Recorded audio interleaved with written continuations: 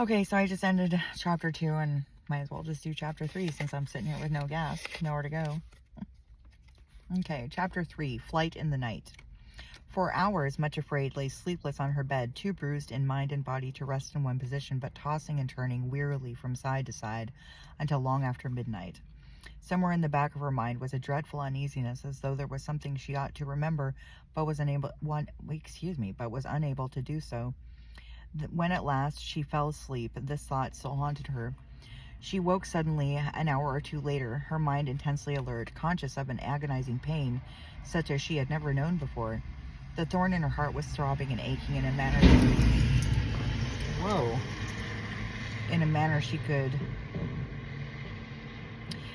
she could scarcely bear. It was as though the pain was hammering out something which at first she was still too confused to be able to understand.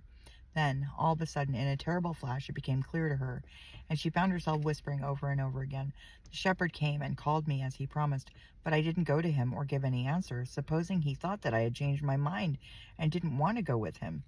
Supposing he had gone and left me behind? Gone without me? Yes, left me behind." The shock of this thought was awful. This was the thing she had forgotten. He would not be able to understand why she had not gone out to him as he had told her.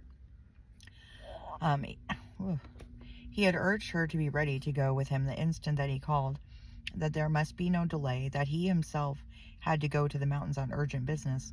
She had not been able to go even to the trysting place as usual that evening. Of course, he would think that she was afraid. Perhaps he had gone already and alone. Much afraid turned icy cold and her teeth chattered, but it was the pain in her heart which was the most awful part of her distress. It seemed to suffocate her as she lay there in bed. She sat up, shivering with cold and with the horror of the thought. She could not bear it if he had gone and left her behind. On the table beside her lay the old songbook. Glancing down at it in the light of the lamp, she saw it was open at the page whereon was written a song about another shepherdess. She, just like herself, had failed to respond to the call of love, and then found too late that love had gone away. It had always seemed to her such a sad song that she could hardly read it, but now as she read the words again in the dark loneliness of the night, it seemed as though it was the cry of her own forlorn and terrified heart. And this is the song.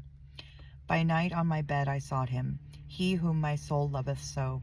I sought, but I could not find him, and now I will rise and go, out in the streets of the city, and out in the broad highway, for whom my soul so loveth hath left me and gone away. Sit down, Mimu. Sit.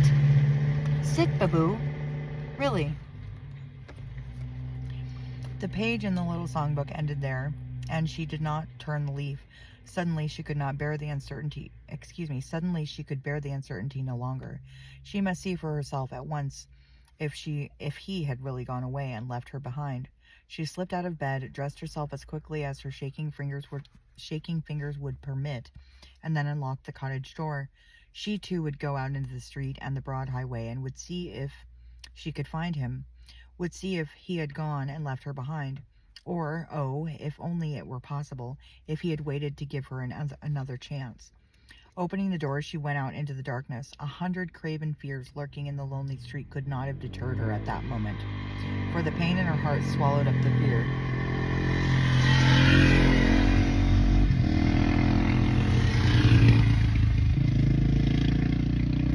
For the pain in her heart swallowed up fear and everything else and drove her forth. So in the dark hours just before dawn, much afraid, started off to look for the shepherd. She could not go quickly because of her lameness, but limped along the village streets toward the open fields and the sheepfolds. As she went, she whispered to herself, "O shepherd, when you said that love and pain go together, how truly you spoke. Had she but known, or even dimly sensed, what it would be like, could she possibly have consented to let him put the thorn in her heart? It was too late now. It was there. Love was there, and pain too, and she must find the shepherd." At last, limping and breathless, she came to the sheepfolds, still and silent in the dim starlight. One or two under shepherds were there, keeping watch over the flocks through the night, and when they heard footsteps approaching, they rose up from the ground and went to meet the intruder, "Who are you?" they challenged her in the darkness, then stared in amazement as their lanterns flashed on the white face and frightened eyes of Much Afraid. "Is the chief shepherd here?" she gasped as she leaned against the wall of the sheepfold, panting and trying to recover her breath. "No," said the watchman, staring at her curiously. "He left the flocks in our charge this night and gave his orders. He said that he had to make a journey to the mountains as he often does, and did not say when he would be back." Much Afraid could not speak. She moaned and pressed her face into her heart. And pressed her hands to her heart, feeling as though it would break. What could she do now? He was gone. He had thought that she did not want to go and had not waited for her. Then, aching with despair, as she leaned tremblingly against the wall of the fold, she remembered the shepherd's face and the loving kindness of the look with which he had invited her to accompany him to the mountains. It came to her mind that he who understood her so well, who knew all about her fears and had compassion on her, would not leave until he was quite sure that she really meant to refuse to go with him. She lifted her eyes and looked across the valley toward the eastern mountains and the high places. A faint streak of light was appearing in the east, and she knew that the sun would soon rise. Suddenly she remembered the last verse of the sad song which she had read, the last verse on the page which she had not waited to turn over. It came whispering into her mind just as a little bird began to sing in one of the bushes beside her. "And then in the dawn I saw him, he whom my heart loveth so. I found him, held him, and told him I never could let him go." Canticles 3:1-5. Much Afraid ceased trembling and said to herself, "I will go to the trysting place and see if he is waiting for me there." With scarcely a word to the watchman, she turned and hurried southward over the field where Craven Fear had met her toward the sheep pool. Almost forgetting that she was lame, she sped toward the distant trees which fringed the pool. Just as the sky turned red above the mountains, the joyous babbling sound of the cascading water reached her ears, and as she hurried forward, Much Afraid suddenly found a cascade of song pouring forth from her own heart. He was there, standing by the pool, looking toward her with the light of the sunrise shining on his face.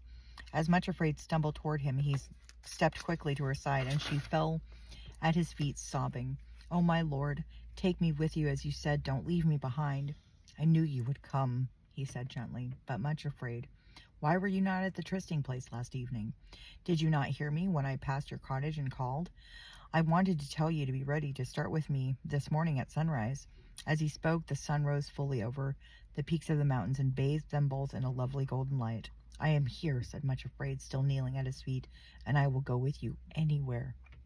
Then the shepherd took her by the hand, and they started for the mountains. I think I might just read chapter 4. It's such a good book. All right. Love, blessings, and compassion to everyone. Take care of yourselves. Take care of each other. No one's going to do it for us.